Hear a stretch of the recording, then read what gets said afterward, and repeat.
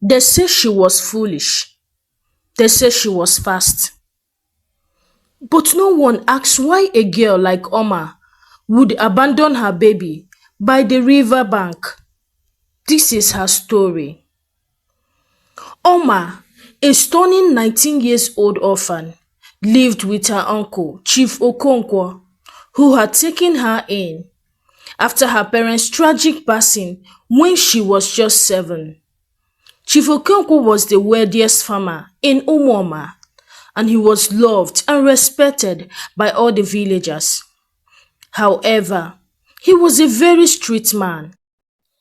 Despite being strict, Chief Okonkwo showered Oma with love and care, treating her like one of his own children. He had 2 sons. Oma attended the same missionary primary and secondary school as her cousins, where she excelled academically. As Oma celebrated completing her final secondary school exams, a life-altering event shook her world, forever changing the course of her destiny. A young tourist from the city, in company of other tourists, visited their village, Umuoma, in search of adventure. His name was Michael. Oma was on her way to the stream, holding a small water pot and humming softly on that fateful evening when she bumped into Michael taking a walk alone. He smiled lovely at her and asked if he could walk with her to the stream. Oma agreed without a second thought. As they walked, Michael told her so many stories about the big cities and how much he enjoyed being in Umuoma. His smile was as warm as the sun that shone over the village, and Oma found herself falling for him. After that day, they began to meet at the stream almost every day, and Michael began to develop feelings for her. He spoke of love and whispered sweet words that made her heart race. Oma fell for this charm, his promises, and the dreams he painted of a life far away from the dust and poverty of her world. 3 days before Michael and other tourists left Umuoma, they met again as usual. But this time, it was in the small hut where Michael was staying. That evening, they chatted happily. One thing led to the other. They both got carried away and made out. It was Oma's first time. Although she felt a little pain, she wished that moment never ended. She felt so safe and secure in his arms. Michael left 3 days later, but promised to return to the village to see her. 3 weeks after that fateful encounter, Oma started experiencing persistent nuisance. Feeling by bouts of vomiting, her uncle's wife, Adamma, noticed Oma's unusual behavior and grew concerned. After close observation, Adamma's suspicions were confirmed. Oma was pregnant. She reported to her husband and he summoned Oma immediately. "You are a disgrace. How can you get pregnant under my roof? After everything I've done for you, this is how you choose to pay me?" Okonkwo roared, his fury uncontainable. He asked Oma who was responsible for her pregnancy, but Oma refused to utter a word. She simply kept crying. This further angered her uncle. She begged for mercy, for a second chance, but deep down, she knew there was none. Her uncle was a very strict man, and even his children feared him. "Pack your things and get out of my house, since you do not know who got you pregnant," Okonkwo roared, his face dark with anger. Oma gasped, her eyes widened in horror. "Uncle, please, I have nowhere to go," she cried. "Then sleep in the street. I would not house a shameless girl who doesn't know how to close her legs and now doesn't even know who got her pregnant. Go and live with the one who put you in this state," Okonkwo roared. With a fierce glint in his eyes, he stormed into his hut, issuing a stern warning that echoed through the compound. "I better not lay eyes on you when I emerged." Oma turns to Adamma, who was almost in tears. She felt sorry for Oma, but they both knew that there was nothing she could do to make her husband change his mind. So Oma packed her clothes and dragged herself out of the compound with her small bag clutched to her chest. The village was silent, save for the chirping of crickets and the distant husting of an owl. She walked aimlessly, tears blurring her vision, each step filled with uncertainty. She thought of her mother, how she would have held her close, wiped away her tears, and whispered that everything would be all right. But there was no one to do that now. She was alone. As she wandered through the darkest part, a single question burned in her mind. Where would she go? She had no destination, no plan, only the urgency to keep moving forward. She pressed on through the darkness and spent the night in an open air when she was tired of walking. First thing in the morning, she continued on her journey. By noon, she finally reached Anioma, a neighboring village. Anioma was a very small village and it was easy for the villagers to notice the presence of a stranger. However, since Oma could communicate in their local dialect, they let her stay. In Anioma village, Oma found refuge in an abandoned hut at the edge of the village. She found some abandoned household items in the hut which she cleaned up and began to use. It was very small hut, but at least it had a roof over her head. She survived by begging for food in the market place. Sometimes, kind strangers gave her food and money. Other times, she worked on people's farm, earning wage for the hard labor. She also ran little errands for the wealthy villagers just to get money to feed herself. Begging and doing manual jobs here and there was her routine for many months as her pregnancy progressed. Then one fateful evening, she had just finished eating and was taking a walk when she felt the first pain of labor. She gasped, holding her stomach, her vision blurring as she fell onto the ground. People gathered around, whispering and pointing. When the women realized that she was in labor, they rushed her to the village midwife. Inside the midwife's small maternity hut, Oma's labor progressed well, and after 3 hours, she was delivered of a bouncing baby girl. The old midwife, known as Mama Nkechi, cleaned the newborn with a clean towel and examined her body for any sign of abnormality but found none. Then she placed the baby in her mother's arms. After wrapping her up in a clean wrapper, Oma stared down at the little face of her daughter. But instead of the joy she had heard other mothers speak of after birth, Oma felt only fear, only a deep suffocating weight pressing against her chest. She could barely hold herself together as tears streamed down her face. "How am I supposed to care for you?" she whispered, her voice shaking. "I have nothing. I cannot even feed myself most days. How will I feed you?" The midwife sighed. "You are stronger than you think. You have survived so much already. You will find a way." 2 days later, the midwife deemed Oma and her child healthy enough for discharge. As Oma prepared to leave, the midwife packed her a bundle of food and gently used baby clothes, previously belonging to her own granddaughter. "Take this," she said, with a warm smile.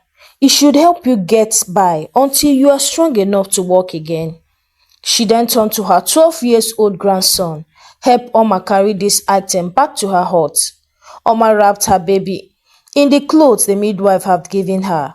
She stepped out of the maternity hut, closely followed by the midwife grandson.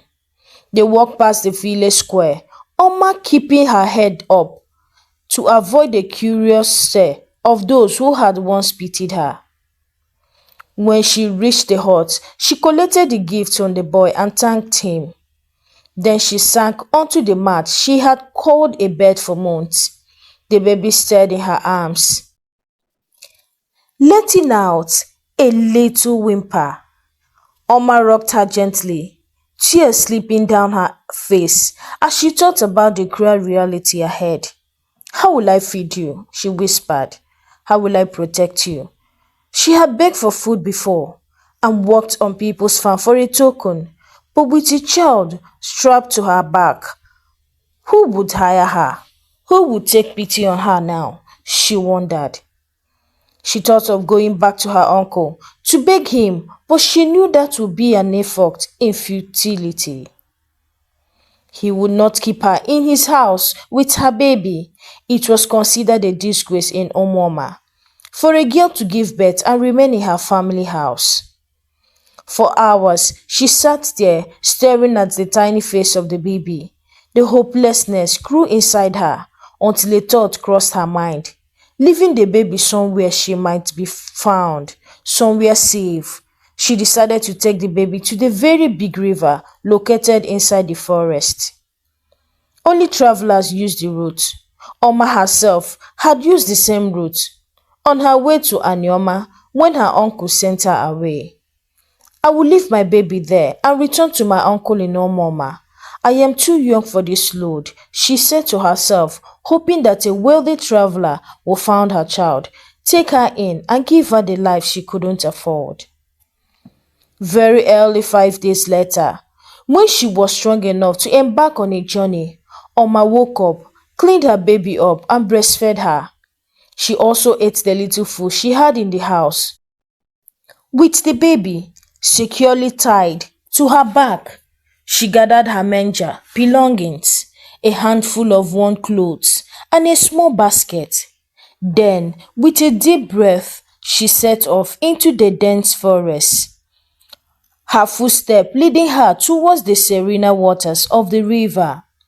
Each step she took felt heavier than the last she also walked into the forest.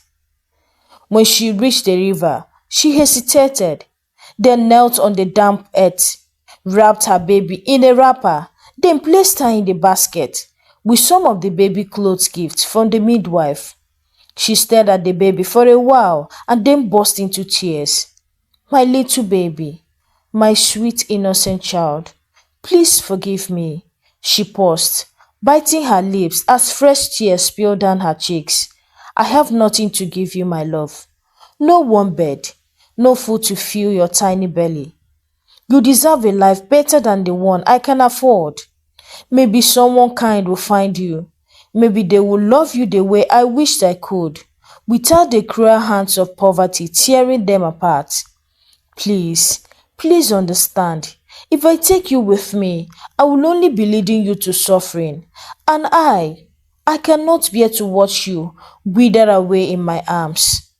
She pulled a small, careful wrapped bundle from her dress. She untied it, revealing a single beautiful bead, the only treasure she possessed.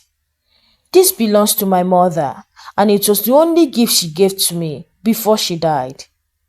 I have nothing else to give you, my love. Nothing but this. May it be a sign that you were not abandoned, but given away with a heart full of love. I named you Chinwendu, because only God knows what will become of our lives. She carefully placed the beads on the baby's neck. With one last choke sobbed, she got up, turned, and ran as fast as she could, her feet pounding against the forest floor, the cries of her baby fading into the wind.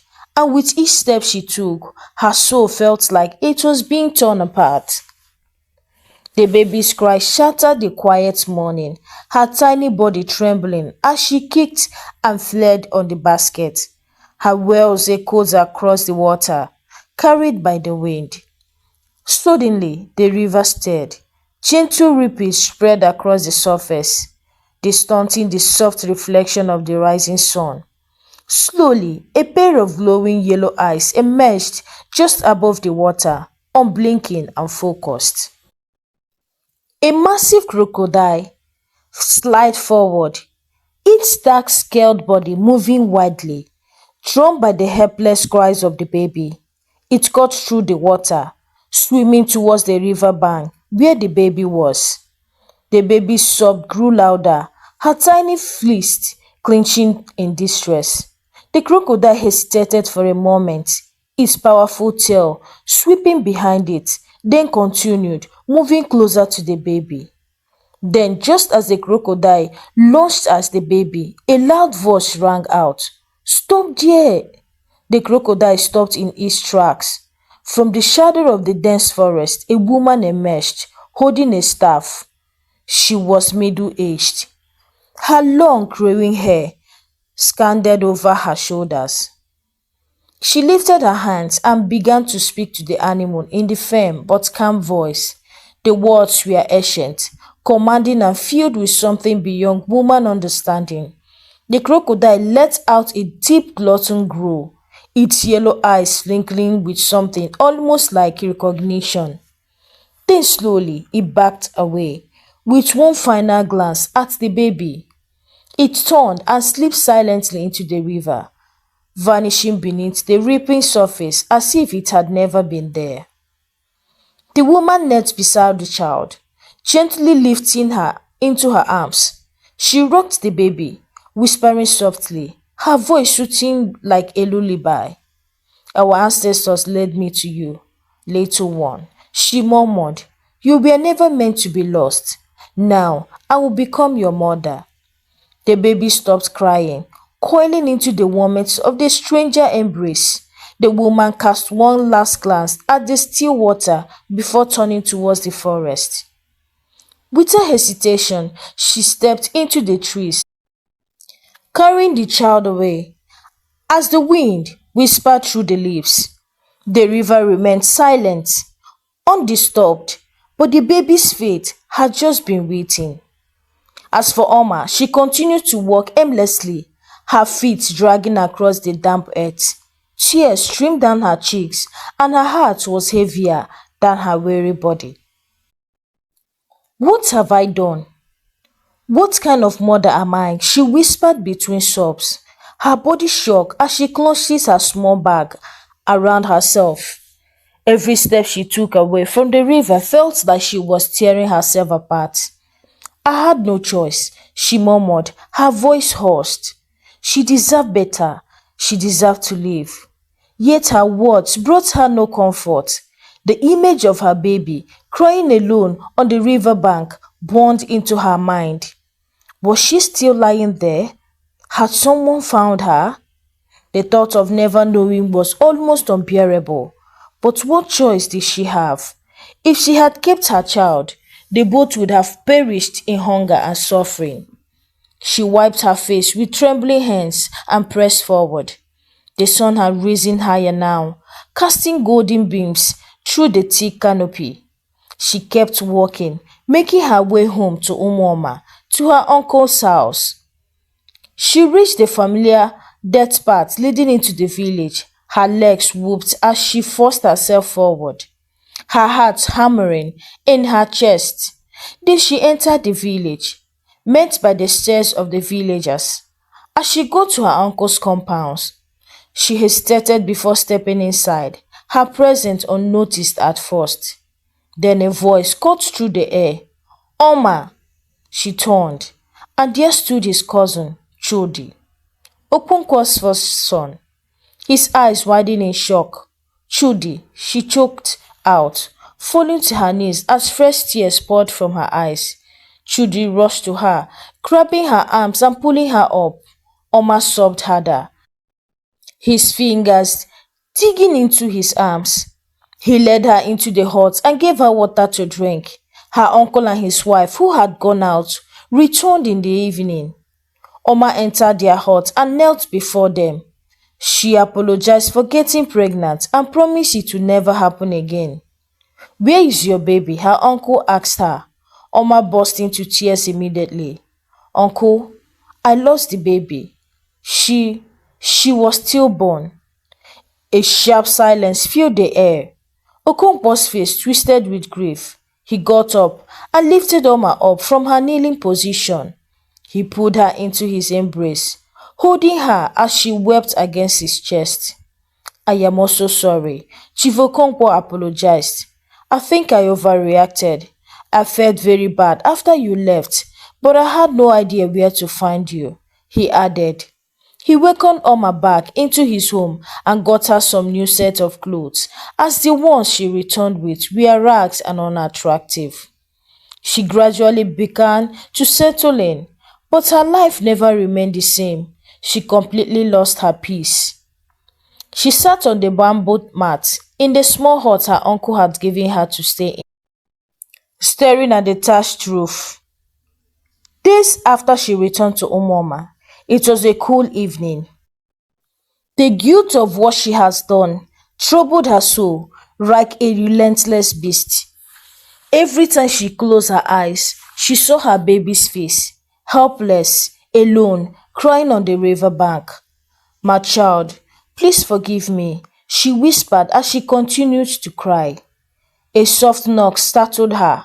She wiped her tears quickly, forcing herself to breathe steadily.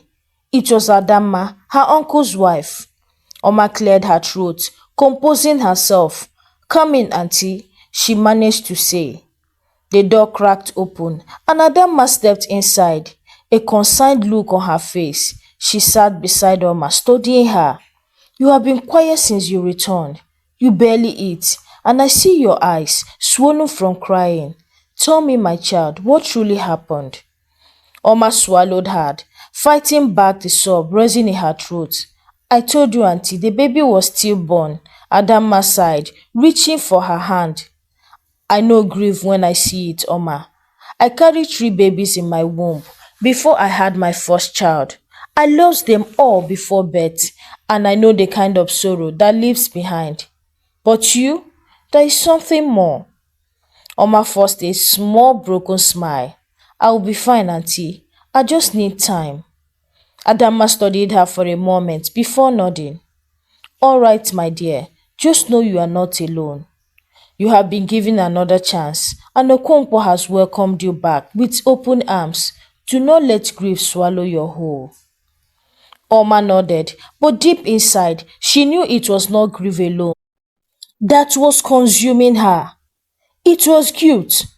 After Adama left, Oma lay down, but sleep refused to come.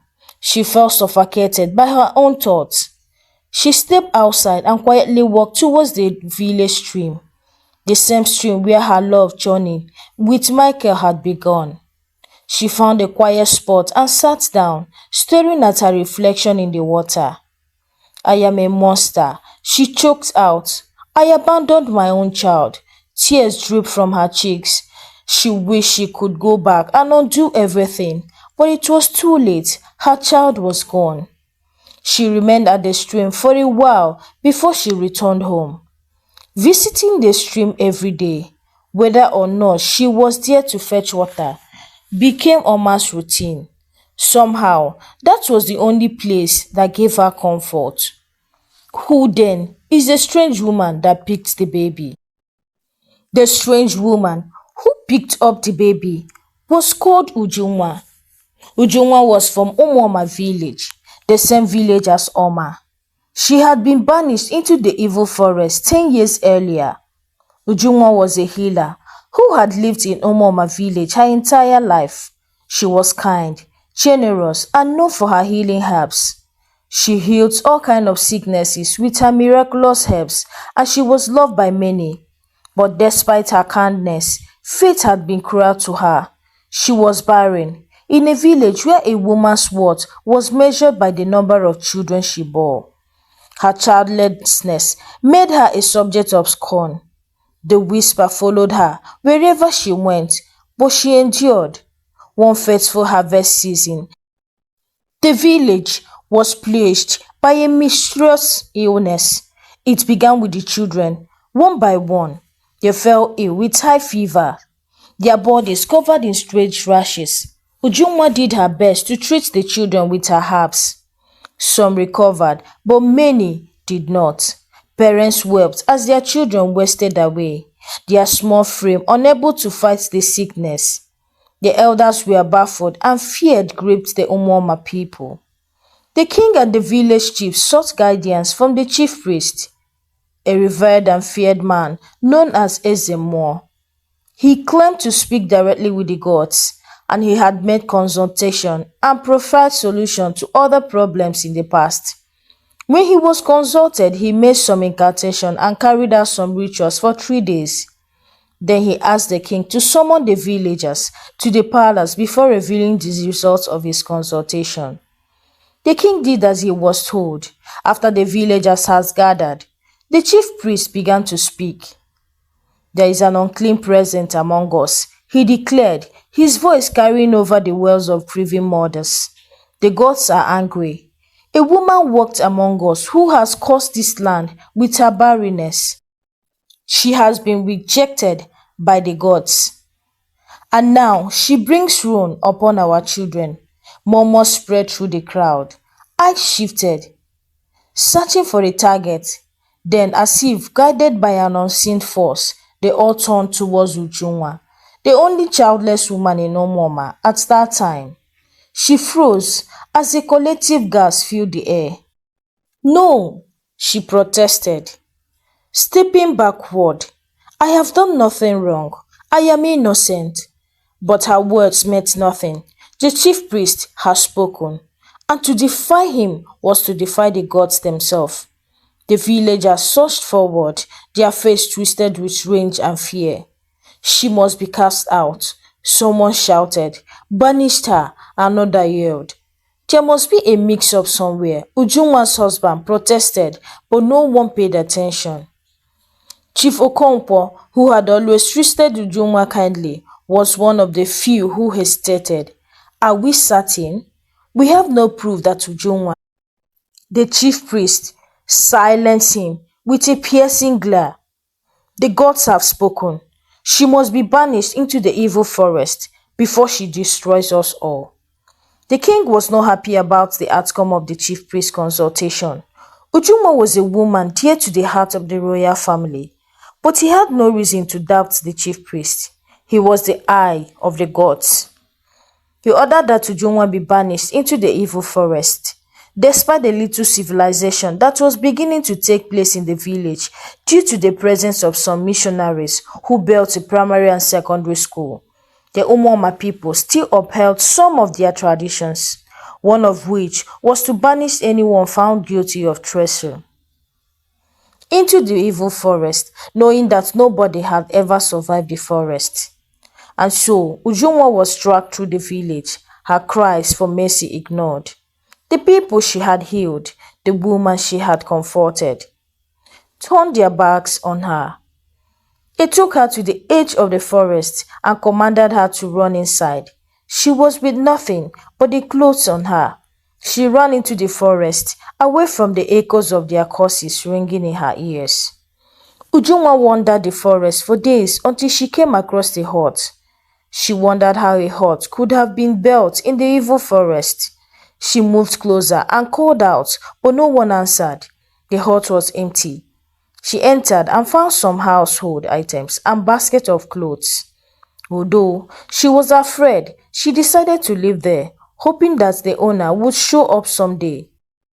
The owner never showed up, so that became her home.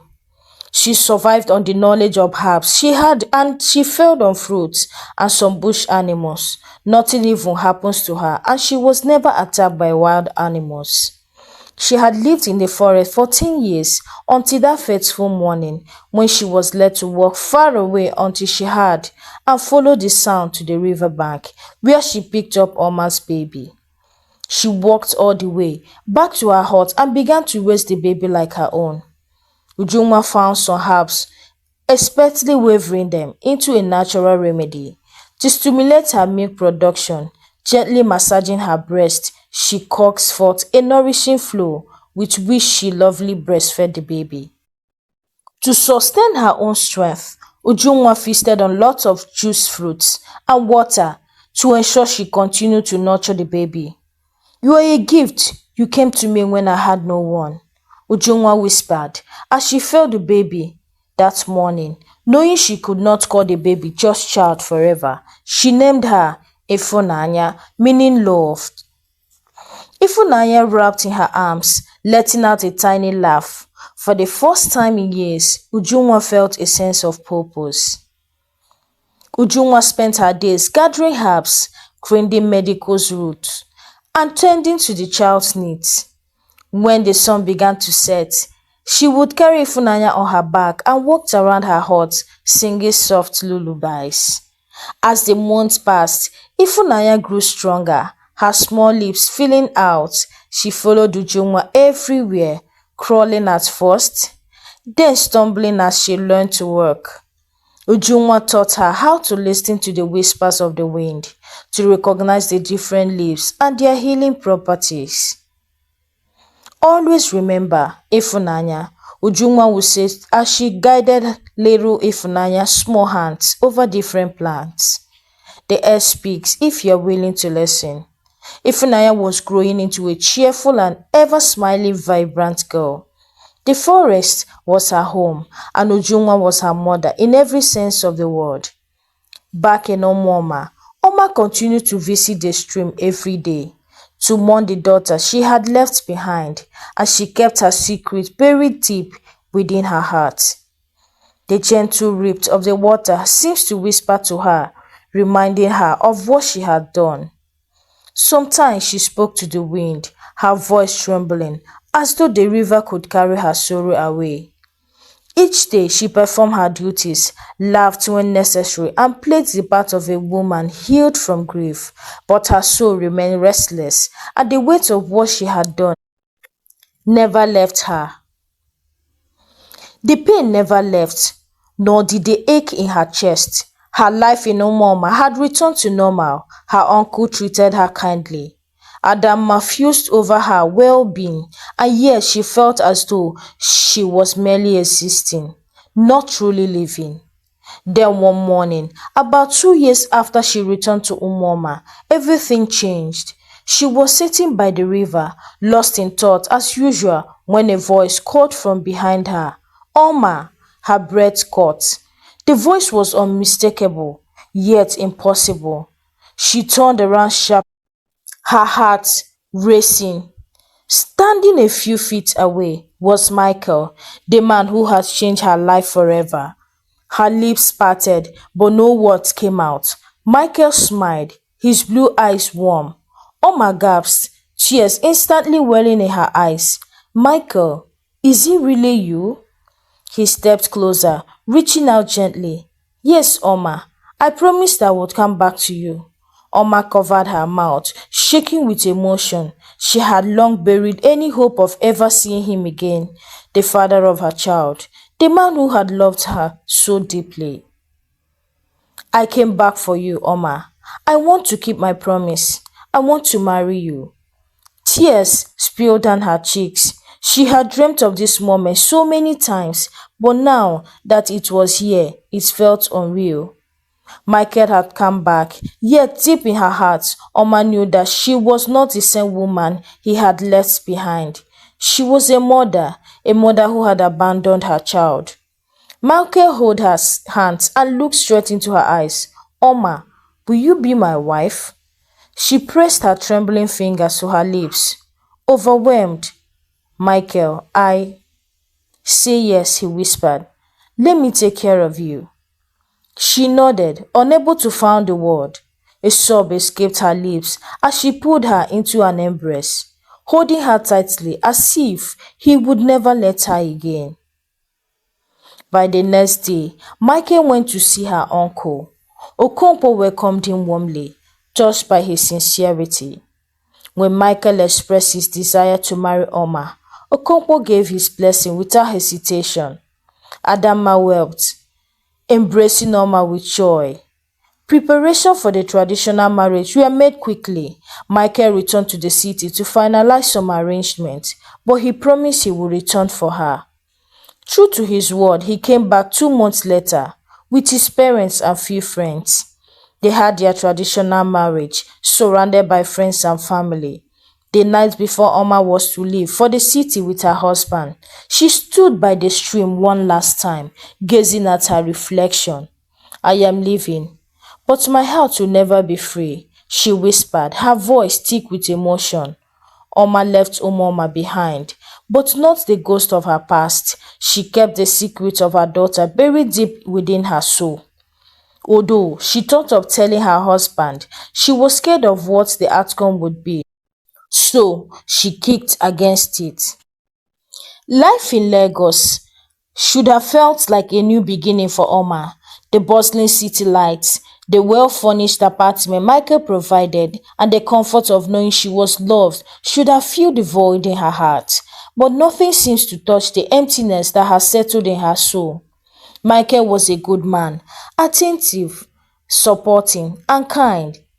He made sure she lacked nothing. They went on outing, visiting parks, ate at expensive restaurants. From the outside, there was a beautiful love story, but for Oma, it was like living inside a glass house. Everything looked perfect, yet one emotional crack threatened to shatter it all. The memory of her baby girl haunting her, silently trending into through every moment of her new life. When Michael noticed it, he brought it up one evening after dinner. Oma, why don't you go back to school? You've always wanted to study. Maybe that will help you loosen up.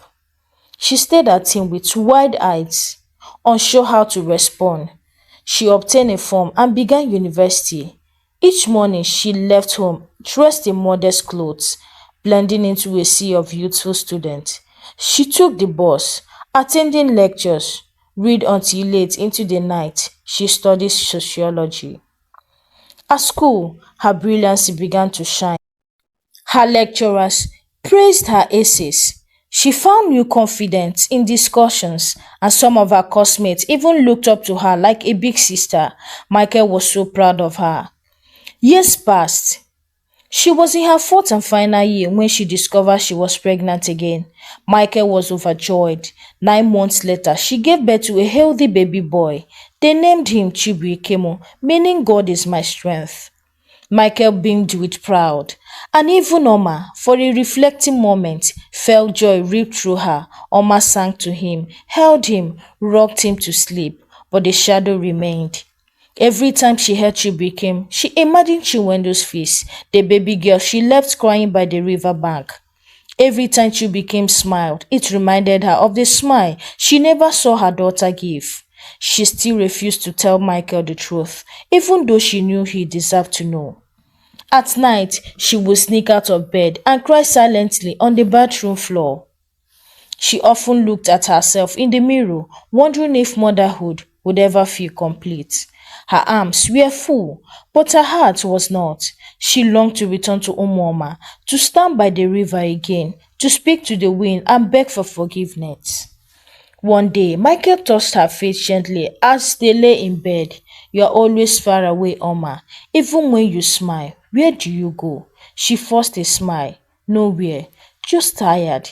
He believed her, but deep down, he knew something was missing. Something she wasn't telling him. Back to the forest. 8 years had passed since Ujunwa found Chinwendo, whom she named Ifunanya. Ifunanya had grown into a radiant girl, sharp-eyed, full of questions, and wise beyond her years. Her laughter filled the forest halls. Ujunwa had taught her everything she knew. Divination, herbal healings, how to whisper to the forest and listen to the wind. Ifunanya absorbed it all like the earth drinks rain. To Ujunwa, she was no longer a child found in grief. She was a daughter born of destiny. Ujunwa had resigned to fate and settled for the forest, but one morning everything changed. She had risen earlier, as always, to gather herbs from the southern slope of the forest. As she bent over a bed of bitter leaf, she suddenly froze. A warm breeze swept past her, and then a voice deep echoed in her ears. Go back to Umoma, it is time. She gasped, falling backward onto the ground. The leaves trembled around her. Her hands gripped her staff tightly as she looked around, but no one was there. That night, she knelt by the fire, watching Efunanya sleep. Could it be the gods calling her home? The same gods whose name had been used to banish her. Oh, had destiny circled back? By morning, her mind was made up. Ifunanya, she said gently as she woke the girl, get dressed, my love. We are going on a journey. To where? Ifunanya asked, blinking. Home, Ujuma whispered. They packed a small bag with herbs and clothes and then set out. Ujuma didn't know the way, but somehow they kept moving. The journey through the forest took them 2 days. At dawn on the third day, the villagers saw two figures emerging from the shadow of the evil forest.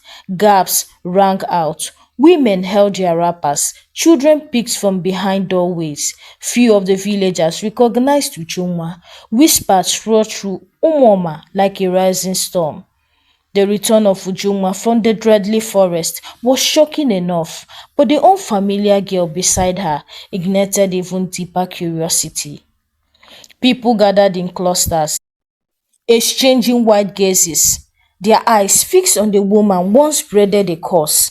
But Ujuma didn't stop to answer questions. She walked with quiet authority straight to the palace, her staff tapping against the earth with every determined step. Ifunanya walked quietly beside her. When they reached the palace gate, the head of the guards, who recognized her, was shocked. No one had seen Uju in 8 years, and none had expected her return. I need to speak to the king, she said calmly. Moments later, word reached the king, and she was let in. Ujunwa stepped into the palace and bowed respectfully.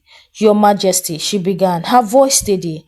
I've come to reveal the truth about what happened 8 years ago, and about the sickness that once ravaged this land. The king sat upright. Ujunwa lifted her eyes. I was never the cause, Your Majesty. I was only a victim of lies of the chief priest. The king immediately set for the chief priest, who by now was old and terribly sick, bedridden in his hut. With the help of his son, he was brought to the palace. When he saw Ujunwa standing before the king, he was shocked. Chief priest, the king said sternly, this woman claims you lied to us, that she was never responsible for the plague that afflicted our children. Speak now. Did you truly hear from the gods? The old man coughed and looked down at his trembling hands but refused to speak. Speak now, the king thundered. The priest wept suddenly, and his voice broke. I lied. I lied. I lied to all of you, he confessed. I was conducting a fertility ritual in the sacred grove, one meant to manipulate pet destinies and bring personal powers to myself, not the community. It was never sanctioned by the gods. Ujunwa stumbled upon me. She saw everything. She threatened to expose me to the king. He paused, breathing heavily. I was terrified. I knew if the truth came out, I would be disgraced and stripped of my title. So I inflicted the illness on the community, knowing that Ujunwa would be kept busy trying to heal the sick. I seized the moment to lie against her. I knew the village would believe me over her. I contaminated the village waters with cursed herbs to mimic a spiritual plague.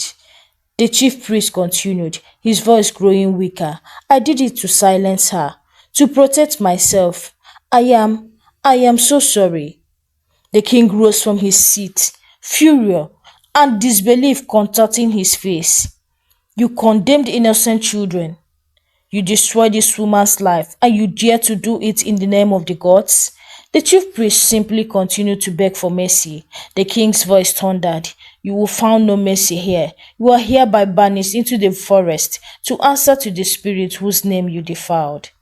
But as the guard stepped forward to seize him, the chief priest held his chest, his body shook, and he collapsed to the floor. His son, trying to lift him up, couldn't feel his pulse anymore. He is gone, he cried out immediately. Ujunwa turned to the king, her voice quiet. The truth always found its way, even though the darkest shadow. The king apologized to her on behalf of the entire village as she forgave them. Ujunwa's husband had remarried and had 2 children while she was away. Ujunwa decided to live alone, even though he was willing to take her back. The king built her a hut, furnished it neatly, and built an extra one where she continued with her herbal medication. The villagers were happy to have her back, and Ujunwa in turn was grateful to have been back home. The remains of the chief priest was buried at the entrance of the evil forest. Ujunwa settled down quickly and enrolled Ifunanya in the village missionary primary school. The villagers began to whisper about the strange girl she returned with. Who is she? They asked. She's so beautiful, so well mannered. Ifunanya, now 8 years old, moved through the village with quiet grace. She greeted elders with respect. Her beauty turned heads, but it was her calm, almost mystical presence that left people in awe. Yet no one could say exactly who she was. Ujuma, when asked, would simply say, "She is my daughter," nothing more. Ujuma never had a child before. Some would say, "Where did she get her from? She brought her from the forest." Others whispered, "Maybe she's a spirit child." But through it all, Ujuma remained silent. Hi, besties. Thank you for watching my story. I truly appreciate your time and support. If you enjoyed it, please don't forget to like, share, and subscribe to the channel. It really helped me keep creating more content like this. And don't go anywhere. Part 2 is coming soon. And trust me, you don't want to miss it. Bye for now.